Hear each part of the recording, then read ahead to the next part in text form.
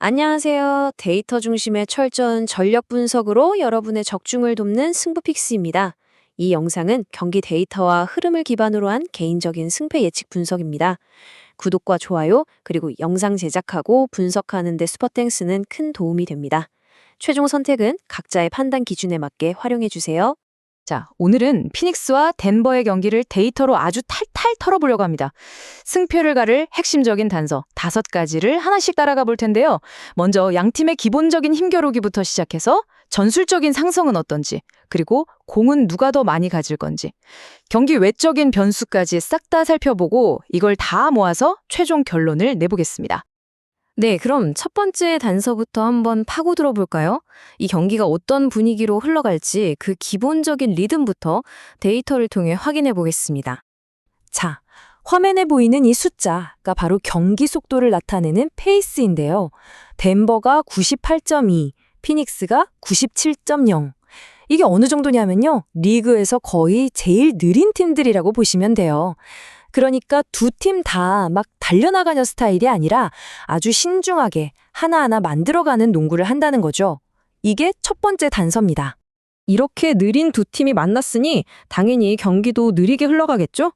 계산을 해보면 이번 경기에서 양 팀의 공격 횟수를 다 합쳐도 97.6회 정도밖에 안 될 걸로 보입니다. 이건 뭐 거의 모든 플레이가 하프코트에서 아주 끈적끈적한 지공 대결로 펼쳐진다는 얘기예요. 자, 그런데 여기서부터 뭔가 균형이 확 기울기 시작합니다. 바로 공격의 질이죠. 덴버의 공격 효율성을 보세요. 121.6. 와, 이건 그냥 잘한다 수준이 아닙니다. 리그 전체 1위예요. 압도적이죠. 반면에 피닉스는 115.2로 그냥 딱 중간 16위 정도 수준입니다. 더 놀라운 건 뭔지 아세요? 덴버는 원정 경기에서 더 강하다는 겁니다. 공격 레이팅이 무려 123.8이에요. 이건 정말 역대급 기록이라고 봐도 무방할 정도입니다. 자, 그럼 수비를 한번 볼까요? 이건 좀 의외죠?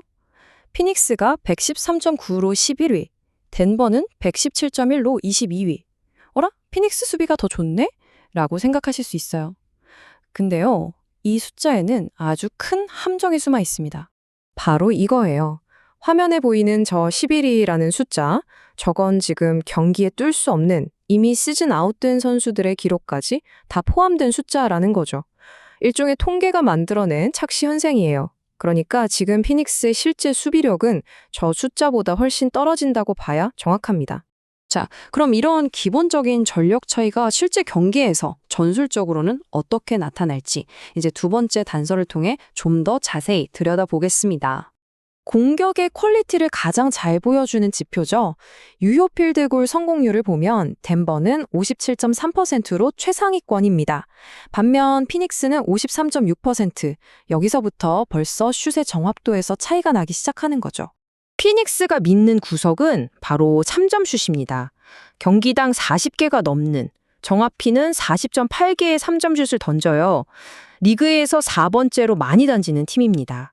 그런데 문제가 있습니다. 하필 상대가 덴버예요. 덴버의 외곽 수비가 정말 장난이 아니거든요. 상대 팀의 3점슛 성공률을 34.8%로 묶어버리는데 이게 리그 5위 수준입니다. 그러니까 피닉스의 가장 강력한 무기가 덴버의 방패에 막힐 가능성이 아주 높다는 거죠. 하지만 피닉스에겐 이보다 더 근본적이고 어쩌면 해결이 불가능한 문제가 하나 있습니다. 바로 니콜라 요키치라는 존재죠. 이 선수 한 명 때문에 피닉스의 모든 수비 계획이 무너져 내릴 수 있는 아주 치명적인 미스매치가 발생합니다. 자, 지금 화면이 피닉스의 고민을 그대로 보여주고 있어요. 요키치를 막으려고 2명이 달려들면 보시는 것처럼 바깥에 다른 선수가 완전히 오픈 찬스가 나버리죠.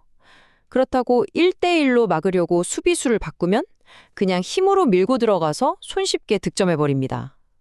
덴버가 골밑에서만 경기당 49.2점을 넣는 이유가 바로 이거예요. 이래도 문제, 저래도 문제인 거죠. 자, 슛을 아무리 잘해도 공격할 기회가 없으면 소용없겠죠? 그래서 누가 공을 더 많이 소유하는지 이 세 번째 단서가 아주 중요합니다. 한번 보시죠. 일단 공격 리바운드는 피닉스가 꽤 잘 잡는 편입니다. 28건 8%로 리그 7위니까요. 근데 덴버도 수비 리바운드는 절대 뺏기지 않아요. 75.0%, 똑같이 리그 7위입니다. 그러니까 골밑 리바운드 싸움은 정말 팽팽하다고 볼 수 있겠네요. 하지만 진짜 중요한 차이는 리바운드를 잡은 그 다음에 벌어집니다. 덴버는 수비 리바운드를 잡자마자 바로 속공으로 전환해서 순식간에 15.1점을 만들어내거든요. 이건 그냥 리바운드 숫자만 봐서는 절대 알 수 없는 진짜 실력 차이인 거죠. 자, 이제 코트 안의 전술 싸움에서 한 발 더 나아가서 양 팀을 둘러싼 외부적인 변수들도 한번 짚어보겠습니다. 최근에 피닉스는 주전 선수가 빠지면서 한 명의 에이스에게 공격 부담이 엄청나게 쏠리고 있습니다. UCG 레이트라고 하는 공격 점유율이 30.9%에서 30.2%까지 치솟았는데 이건 정말 비정상적으로 높은 수치예요.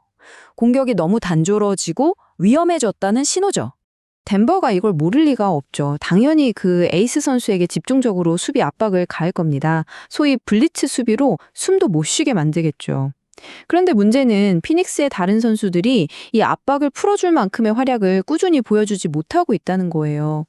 이렇게 한 선수만 계속 공격하다 보면 어떻게 될까요? 결국 경기 막판에 체력이 급격하게 떨어지면서 효율이 뚝 떨어지는 이른바 피로절벽을 마주하게 될 가능성이 아주 높습니다. 이런 부상이나 로테이션 문제를 점수로 한번 환산해봤어요.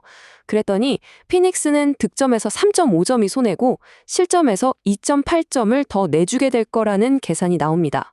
합치면 거의 6.3점짜리 페널티를 안고 시작하는 셈이죠. 그리고 마지막 변수, 바로 동기부여입니다. 지금 덴버는 플레이오프 홈코트 2점을 따내기 위해서 정말 치열하게 순위 싸움을 하고 있어요. 한 경기 한 경기가 너무나 절실하죠. 반면에 피닉스는 순위가 어느 정도 정해져서 덴버만큼 절박한 상황은 아닙니다. 이 미묘한 차이가 경기력에 영향을 줄 수밖에 없겠죠. 자, 지금까지 4가지 단서들을 쭉 살펴봤습니다. 그렇다면 이 모든 데이터를 종합했을 때 과연 어떤 결론이 나올까요? 저희 분석 모델이 내놓은 최종 결과는 이렇습니다. 지금까지 분석한 모든 걸 종합해봤을 때 예상 스코어는 덴버 120.6점, 피닉스 103.5점입니다. 이 예상 점수는 2가지를 명확하게 가리키고 있습니다. 첫 번째는 덴버가 4.5점 핸디캡을 극복하고 승리할 거라는 거고요. 두 번째는 양 팀 득점을 합쳐도 기준점인 235.5점은 넘지 못할 거라는 언더게임이 될 가능성이 높다는 겁니다.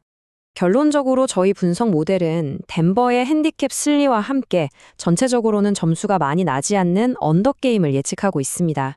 시장의 일반적인 예상과는 좀 다를 수 있지만 데이터는 덴버의 압도적인 공격 효율성과 피닉스의 구조적인 약점을 훨씬 더 크게 보고 있는 거죠. 오늘 분석을 마치면서 마지막으로 이런 질문을 던져보고 싶네요. 데이터가 이렇게 명백하게 한쪽의 약점을 가리키고 있을 때 과연 정신력이나 의지만으로 이 수처를 극복하는 게 가능할까요? 오늘 분석은 여기까지입니다. 함께 해주셔서 감사합니다.